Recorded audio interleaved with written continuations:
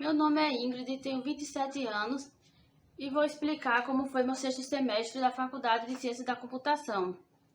Nesse sexto semestre teve a disciplina de Estrutura de Dados e Análise de Algoritmo e a disciplina de Teoria da Computação e Compiladores. Eu fiz curso de extensão porque o curso que eu iria fazer, a matrícula não foi efetivada. Eu já fiz 95% do curso de extensão. No próximo semestre, irei fazer o restante da extensão. A disciplina de Estruturas de Dados e Análise de Algoritmo teve muitos assuntos interessantes.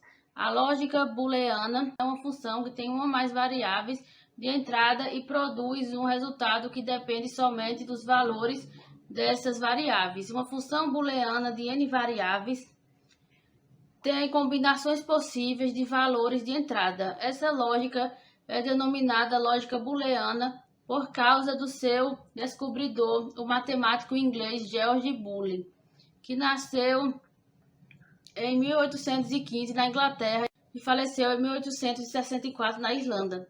A lógica booleana pode ser definida como um conjunto de operadores que são assumidos verdadeiros sem necessidades de prova. Em 1854, George Boole introduziu o formalismo, que até hoje se usa para o tratamento sistemático da lógica, que é a chamada álgebra booleana. A teoria de Boole é empregada no projeto de circuitos digitais. Essa teoria, para qualquer conjunto de eventos finito ou contável, a probabilidade de que pelo menos um dos eventos aconteça não é maior que a soma das probabilidades dos eventos individuais. Operadores aritméticos em Java. Os operadores aritméticos em Java são adição, subtração, multiplicação, divisão e módulo, ou resto da divisão. Observe esse quadro dos operadores aritméticos. Nesse quadro tem os operadores, os nomes e os seus exemplos. Observe essa tabela 1. O operador mais é chamado adição, que tem esse exemplo de x mais y. Operador menos, o nome é subtração e tem o exemplo de x menos y. Operador asterisco, nome multiplicação, exemplo x vezes y. Operador barra, o nome é divisão e o exemplo x dividido por y. Operador é o nome de módulo ou resto da divisão. X, o módulo de y. Operador de mais representa a adição. Exemplo, x mais y. Operador de menos representa a subtração. Por exemplo, x menos y. O operador de asterisco representa a multiplicação. Por exemplo, x vezes y. O operador de barra representa a divisão. Por exemplo, x dividido por y. O operador de porcentagem representa módulo resto da divisão. Por exemplo, x módulo y. Exemplo da operação de exponenciação em Java. Int x igual a 2, int y igual a 3. System.out.println mat.poll x, y, ponto vírgula, barra 8.0. Antes de vermos detalhes de alguns operadores, é importante entendermos os tipos dos resultados das operações aritméticas. O tipo do resultado é int, quando os dois operadores são dos tipos byte, short e int. O tipo do resultado é long, quando pelo menos um operador for do tipo long. O tipo do resultado é float, quando pelo menos um operador for do tipo float. Observe o quadro a seguir, a tabela 2. Tipo do operando 1, tipo do operando 2. Tipo do resultado da operação. Tipo do operando 1, byte. Tipo do operando 2, byte. Tipo de resultado da operação int. Tipo do operando 1, short. Tipo do operando 2, short. Tipo de resultado operando int. Tipo do operando int. Tipo do operando 1, int. Tipo do operando 2, int. Tipo de resultado da operação int. Pelo menos um deles for do tipo long e o outro for do mesmo tipo, ou de um tipo menos preciso.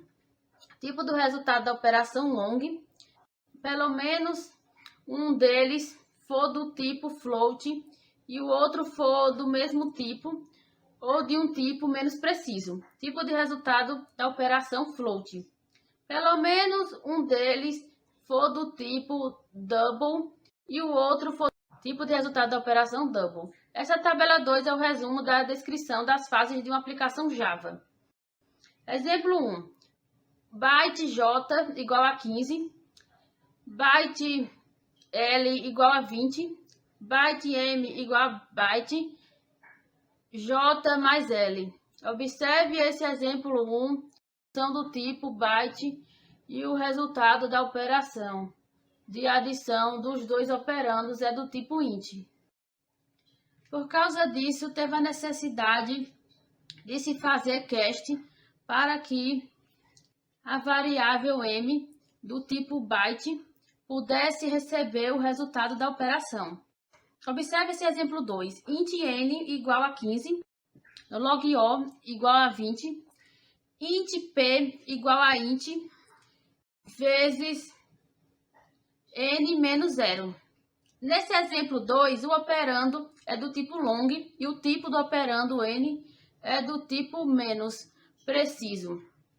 Que o primeiro operando, o resultado da operação de adição dos dois operandos é do tipo long e a variável p é do tipo int. E para que ela pudesse receber o resultado, teve a utilização de cast. Exemplo 3. Float q igual a 15 vezes 5f. Double r igual a 20 vezes 7. Float s igual a float vezes q vezes r.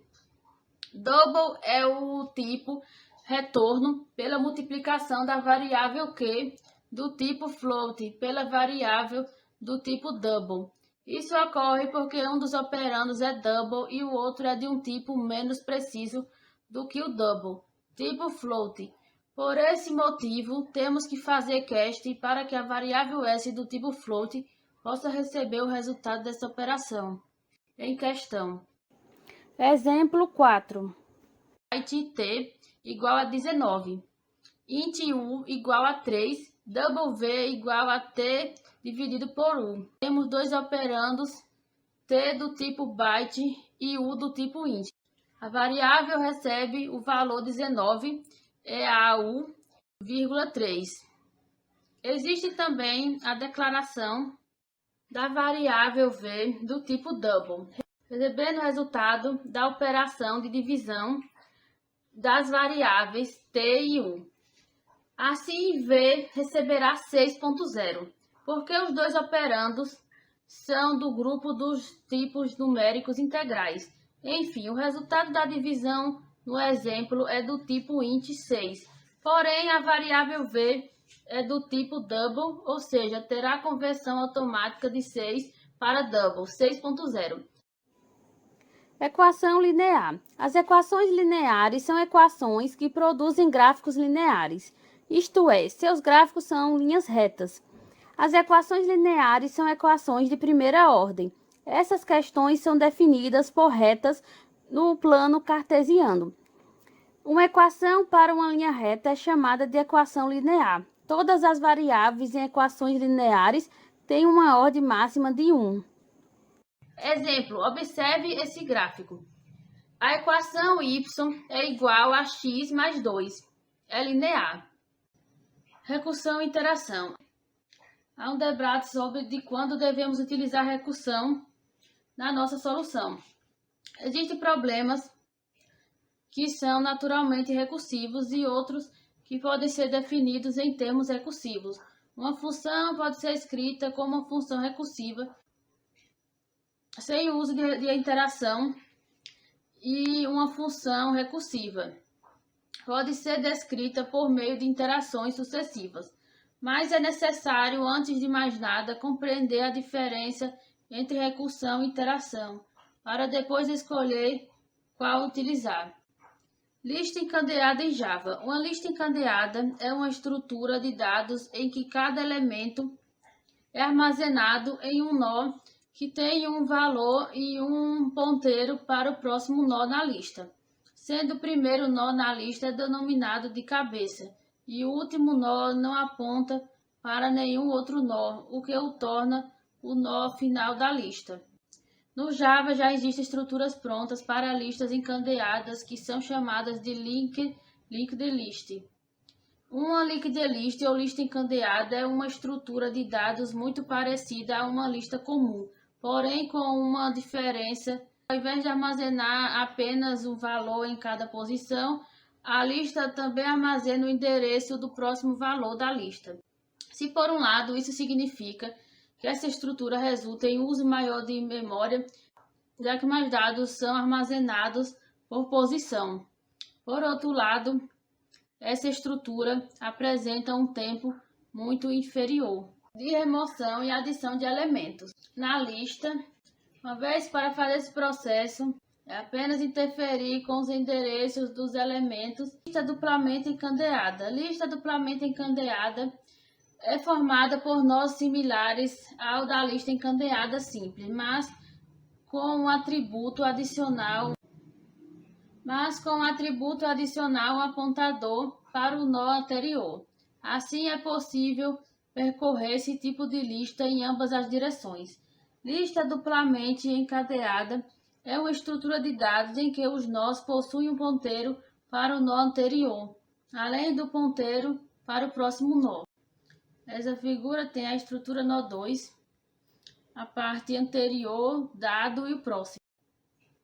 Essa figura é uma estrutura nó para adicionar um novo apontador e simplificar o armazenamento de dados, uma vez que a chave não é necessária. Estrutura estática. Observe essa estrutura estática 1, 2, 3.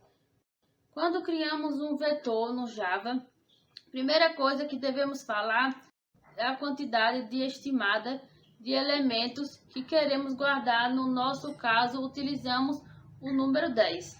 Sempre quando criávamos um array, uma pilha ou fila, estávamos pedindo para Java já reservar 10 elementos para a gente na memória. Por causa disso, é possível ir diretamente no elemento que queremos, por exemplo, o elemento 2, que está no meio da array.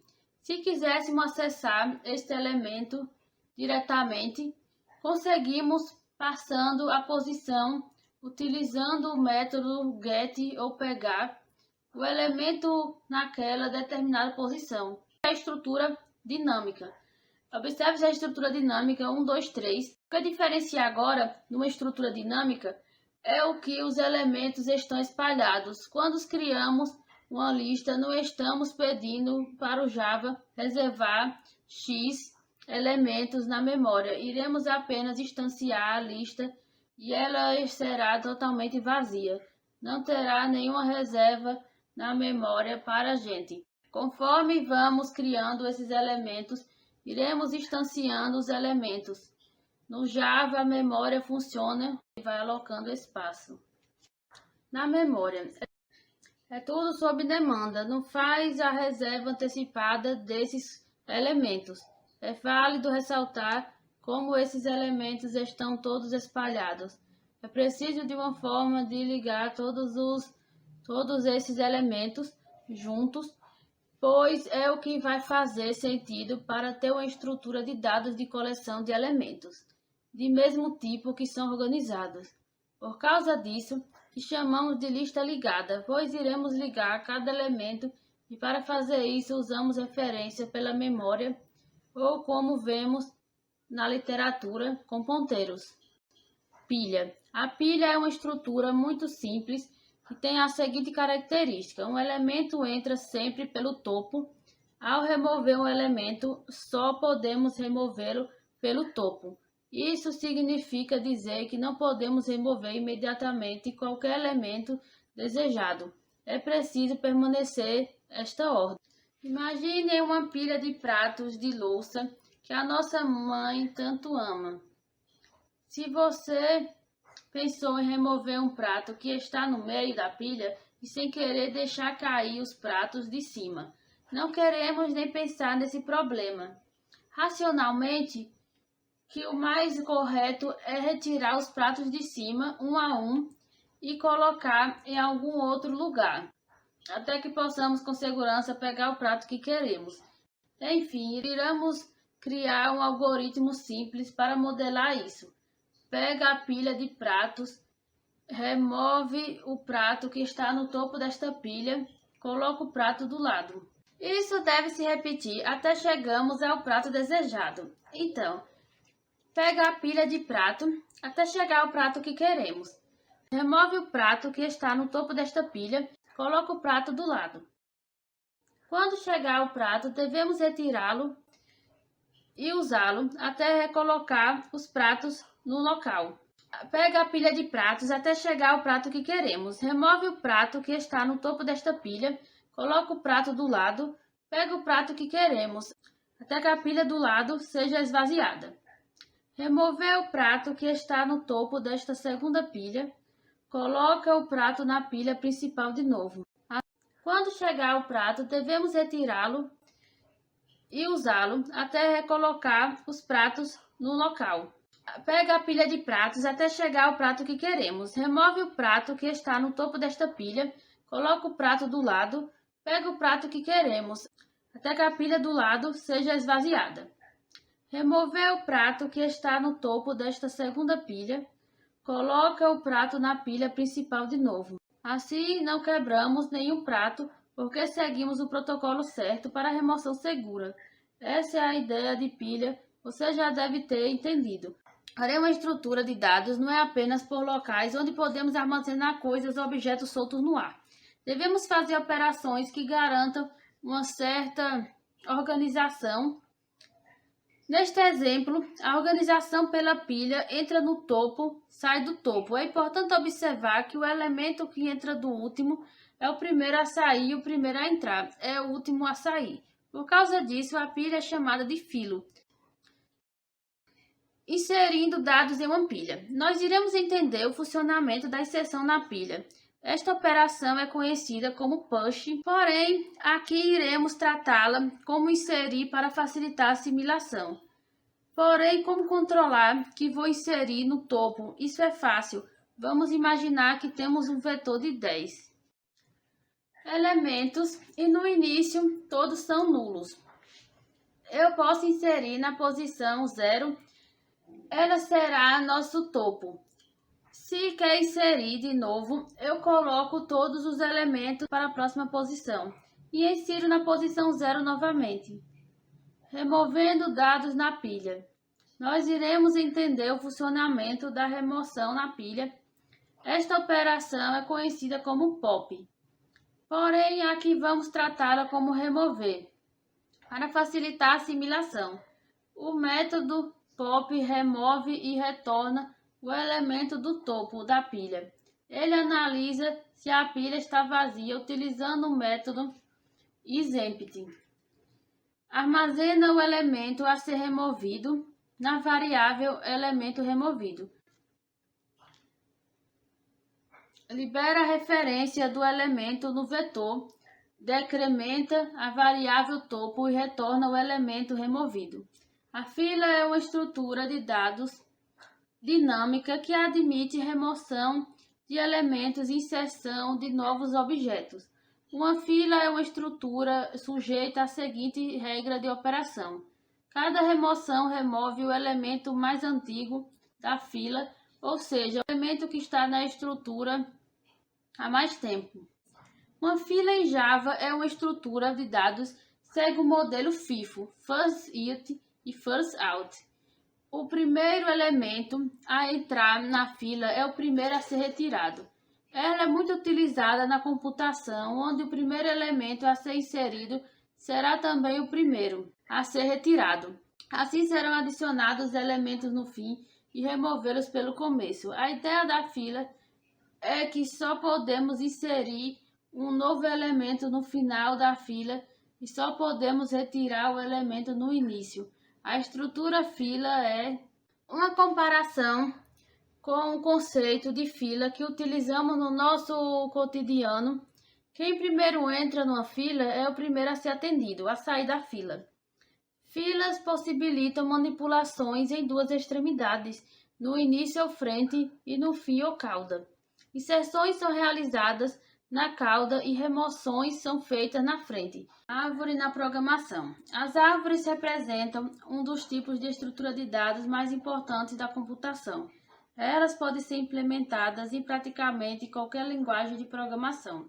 A estrutura de uma árvore define uma organização de elementos dispostos de maneira hierárquica. A árvore é uma das mais importantes estruturas de dados não lineares da computação. Essa imagem ilustra a representação de uma árvore, onde é possível ver a analogia de um termo utilizado para estrutura. Observe essa figura. Árvore AVL e árvore rubro-negra. Árvore AVL é um tipo de árvore binária de busca, nomeada em homenagem aos seus criadores, Adelson, Velsky e Landis. As árvores AVL possuem a propriedade de autobalanceamento dinâmico, além de todas as outras propriedades mostradas pelas árvores binárias de busca. Uma árvore binária de busca, ou BST, do inglês Binary Search Tree, é uma estrutura de dados composta de nós. Árvore rubro-negra é uma árvore de busca binária onde cada nó tem um atributo de cor vermelho ou preto. Além dos requisitos ordinários impostos pelas árvores de buscas binárias, as árvores rubro-negras têm os seguintes requisitos adicionais. O nó é vermelho ou preto, a raiz é preta. As bases numéricas. As bases numéricas são sistema decimal, sistema octal, sistema binário e sistema hexadecimal. O sistema de numeração decimal é o de base 10, ou seja, utiliza 10 algoritmos símbolos diferentes para representar todos os números, formado pelos algoritmos 0, 1, 2, 3, 4, 5, 6, 7, 8 e 9. É um sistema posicional, ou seja, a posição do algoritmo no número modifica o seu valor. Sistema de numeração octal é o de base 8, isto é, ocorre 8 símbolos 0, 1, 2, 3, 4, 5, 6, 7 para a representação de um determinado valor. O sistema octal foi muito utilizado no mundo da computação como alternativa mais compacta do sistema binário, na programação em linguagem de máquina. Sistema de numeração binário é um sistema mais utilizado por máquinas, uma vez que sistemas digitais trabalham internamente com dois estados, ligado, desligado, verdadeiro ou falso, aberto ou fechado. O sistema binário utiliza os símbolos 0 e 1, sendo cada símbolo designado por bit, binary digit. Sistema de numeração hexadecimal é um sistema de numeração muito utilizado na programação de microprocessadores, principalmente nos equipamentos de estudo e sistema de desenvolvimento, utilizando os símbolos 0, 1, 2, 3, 4, 5, 6, 7, 8 e 9, do sistema decimal e as letras A, B, C, D, E. Hoje em dia, o sistema hexadecimal é um dos mais utilizados como alternativa viável ao sistema binário.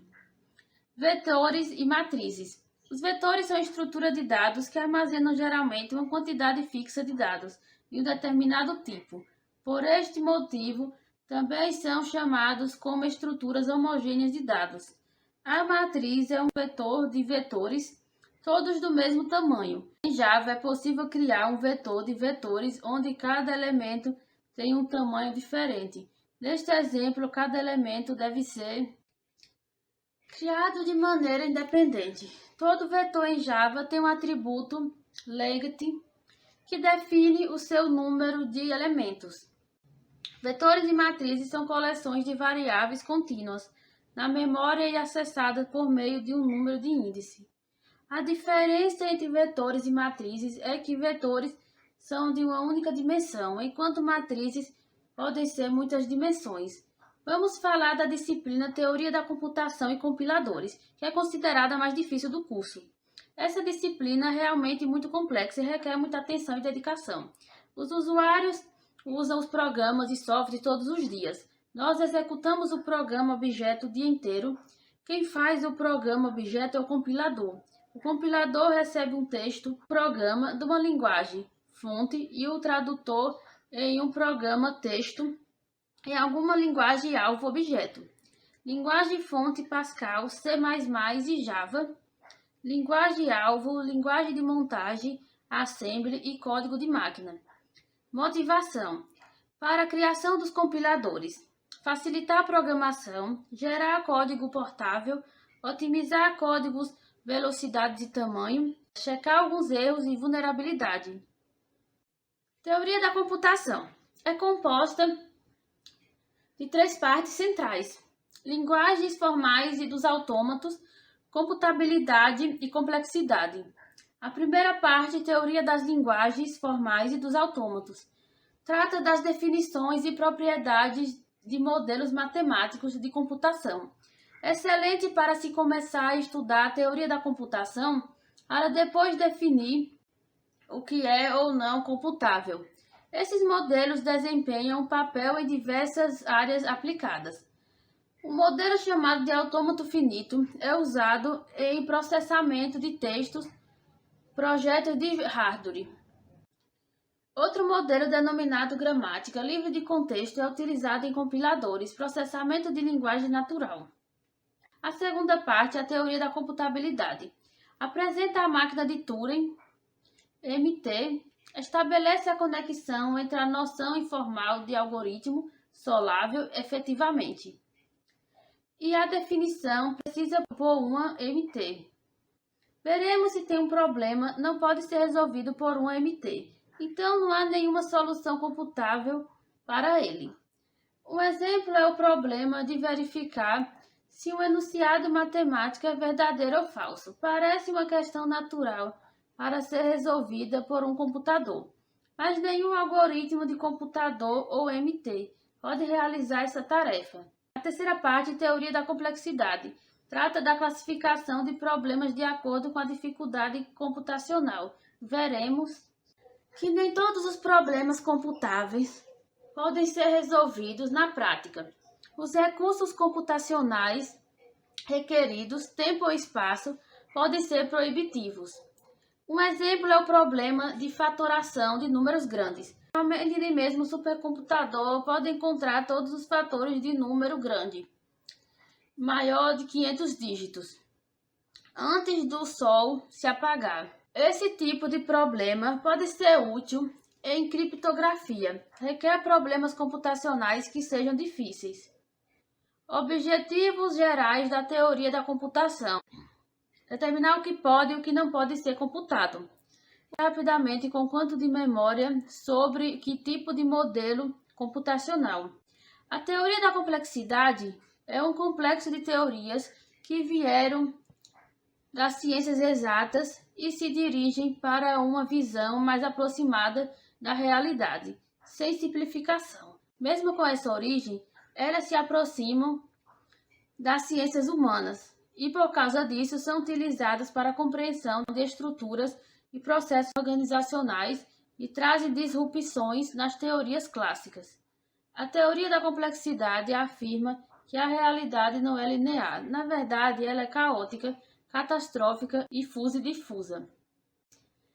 E não deve ser visualizada apenas de forma quantitativa, porém também qualitativa. Para a teoria de complexidade, a realidade é inacabada, um eterno e caótico fluir. História dos compiladores. Antigamente, programação em código de máquina. Rapidez versus desenvolvimento complicado. Os primeiros compiladores começaram a surgir em 1950. Era considerado muito difícil de construir.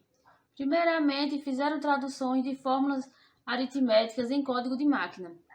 Primeira Fortran permitia a declaração de identificadores de no máximo 6 caracteres. Formula Translation System, com isso tornou-se uma área de grande importância. 1957, Fortran, primeiros compiladores a processar fórmulas. 1960, o Go, primeiro a usar a gramática na forma normal de backups. BNF, estruturas de blocos recursão. 1970, Pascal, tipos definidos pelos usuários. 1985, C++, orientação a objeto e exceções. 1995, Java, compilação instantânea. Traduz bytecodes para código de máquina e executa, melhorando o tempo e execução do programa portabilidade. Linguagens formais. Desenvolvida em 1950, estudar e desenvolver teorias relacionadas à linguagem natural. Inclinou-se às linguagens artificiais, linguagens ordinárias da ciência da computação. Linguagem natural, humana, alfabeto A, B, C, D, E, até o Z. Palavras: oi, água, dia. Fases de um compilador. Análise léxica é a primeira fase da compilação e a sequência de caracteres que constitui o programa-fonte é lida da esquerda para a direita e agrupada em tokens. Análise sintática é a segunda fase da compilação, onde se analisa uma sequência que foi dada entrada para verificar sua estrutura gramatical segundo uma determinada gramática formal. Análise semântica é a terceira fase da compilação, onde verifica os erros semânticos no código que dizem respeito ao escopo dos nomes, correspondência entre declarações e uso dos nomes e compatibilidade dos tipos em expressões e comandos. Geração de código intermediário é a quarta fase da compilação, é a transformação da árvore de derivação em um segmento de código. Ele não especifica detalhes da máquina-alvo, tais como quais registradores serão usados. Otimização de código é a quinta fase da compilação, é o processo de transformar uma parte de código em outra parte de código funcionalmente equivalente para a finalidade de melhorar uma ou mais de suas características. Geração de código objeto é a sexta fase da compilação e é importante, pois uma boa geração de código pode ser, por exemplo, 2 vezes mais rápida que um algoritmo de geração de código ineficiente. Representação: forma tabular ou enumerativa. Escrevemos os elementos entre chaves e separados por vírgula. Exemplo: conjunto V das vogais. V igual a E, I, O, U, conjunto finito. Conjunto A dos números ímpares positivos. A igual a 1, 2, 3, 5, 7, 9. Conjunto infinito. Conjunto V dos números pares positivos. V igual a 2. Diagrama de V. Escrevemos os elementos no interior de uma figura geométrica. Conjunto V das vogais. V é igual a E, I, O, U. Observe essa figura. V, A, E, I, O, U. Conjunto P dos números primos positivos. P é igual a 2, 11, 3, 5, 7. Observe essa figura. Propriedade característica. Representamos o conjunto através de uma propriedade característica de seus elementos. Conjunto V das vogais. V igual a X, X é vogal. A, E, I, O, U. Conjunto P dos números primos positivos. P igual a X, X é número primo positivo. 2, 3, 5, 7 e 11. Conjunto V dos números pares primos positivos. V igual a X, X é número par primo positivo igual a 2. Conjuntos iguais. 2 ou mais conjuntos são iguais se eles possuem os mesmos elementos. V igual a 1, 2, 3 igual a 3, 1, 2. A repetição de elementos não altera um conjunto. Por exemplo, B, C, C, C, D, E, E igual a B, C, D, E. A ordem dos elementos não altera um conjunto. G, O, L igual a L, O, G, O e F, I, A igual a F, A, T, I, A. Subconjunto A é subconjunto de B se apenas se todos os elementos de A pertenceram a B. Podemos dizer a mesma coisa de outras formas diferentes. A está contida em B contém A é subconjunto de B, A é parte de B. Exemplos. Escrever todos os subconjuntos do conjunto A 0, 5, 7 e 9. Subconjunto em nenhum elemento, conjunto vazio.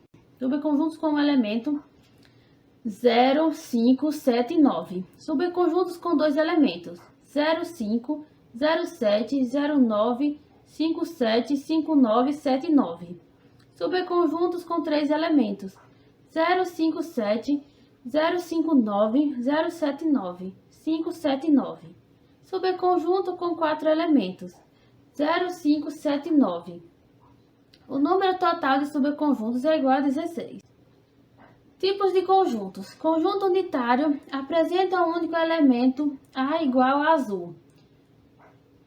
U igual a x é número par positivo e primo igual a 2. Conjunto vazio não apresenta elemento algum indicado. Vazio não apresenta elemento algum indicado por esses símbolos. Conjunto diverso limita os elementos que podem ser soluções de um estudo de cores da bandeira do Brasil. U é igual a verde, amarelo, azul e branco. Operações de conjuntos. União de conjunto, dados os conjuntos.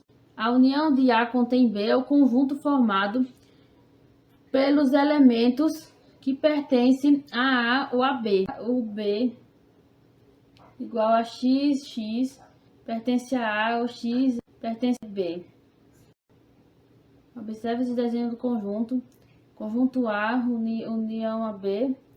E esse outro conjunto A, e tem os números 3, 5, 7.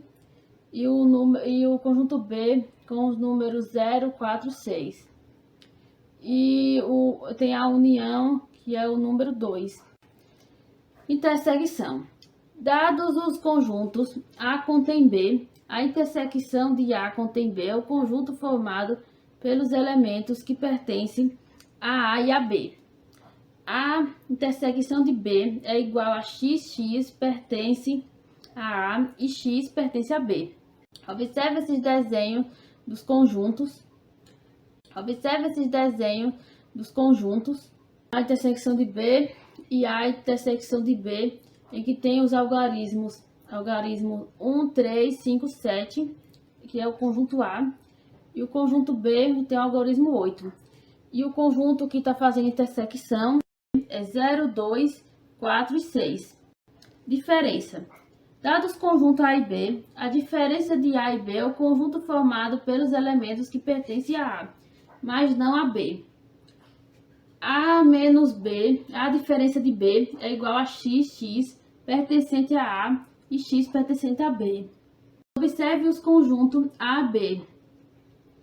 Conjunto A e conjunto B, o conjunto de diferença. Conjunto A e o conjunto B. O conjunto A tem os algarismos 21, 24, 25, 22, 26, 27 e 28. O conjunto B tem os algarismos 2, 7, 3, 5, 11, 13, 17 e 19. A diferença de A e B são os algarismos 23 e 29. Alfabeto. Conjunto finito de símbolos ou caracteres. Então, conjunto infinito não é alfabeto. Conjunto vazio é um alfabeto. Esse símbolo é o alfabeto, que é o conjunto vazio. Símbolo ou caractere. Entidade abstrata básica não é definida formalmente. Base para definições. Exemplos, letras e dígitos. Exemplos são alfabetos A, B, C e o símbolo do conjunto vazio. Não são alfabetos porque N conjunto dos números naturais AB, AA, AB, BA, BB, AAA. Palavra concatenação de palavras ou simplesmente concatenação. Operação binária sobre um conjunto de palavras associa a cada par de palavra. A linguagem formal ou simplesmente linguagem L sobre um alfabeto é representado por essa fórmula. ou seja, um subconjunto de todas as palavras possíveis dentro de um alfabeto. Linguagem formal, conjunto vazio, sigma, são linguagens sobre qualquer alfabeto. Conjunto vazio, vazio, é diferente do sigma. Sigma, estrela e sigma mais são linguagens sobre um sigma qualquer. Sigma, estrela, é diferente do sigma mais. Conjunto de palíndromos sobre sigma AB.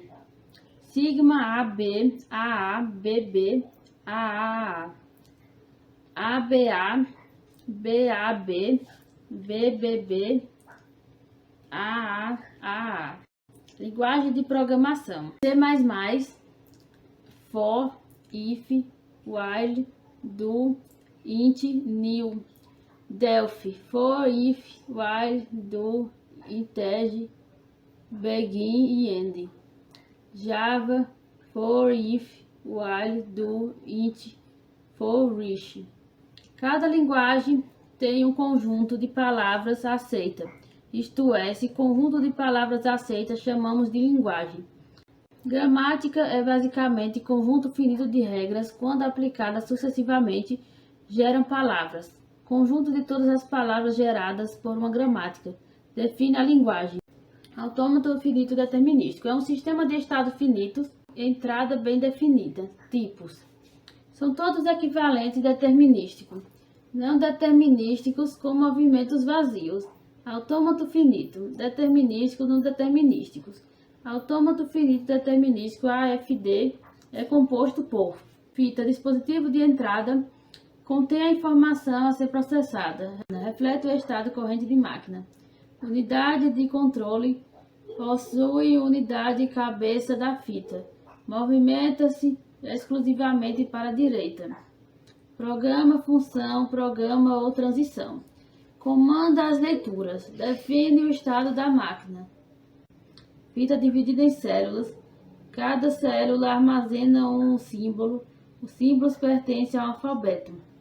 Não é possível gravar na fita. A palavra a ser processada ocupa toda a fita. Unidade de controle. Número finito de estados. Leituras. Lê-se o símbolo de cada célula. Lê apenas um por vez. Move a cabeça sempre para a direita. Posição inicial da cabeça é a célula mais à esquerda. Função de transição. A partir do estado corrente do símbolo lido, ela define um novo estado do autômato. Observe o exemplo a seguir. Lê-se, se o estado atual é o P e o símbolo lido for A, vai para o estado Q. Autômato finito em diagrama. Observe esta fórmula e o autômato finito em diagrama. P é o estado anterior, o A é o símbolo lido e o Q é o novo estado. Isso é matemática. Sigma. Sigma é um alfabeto. Q é um conjunto de estados possíveis de autômato finito.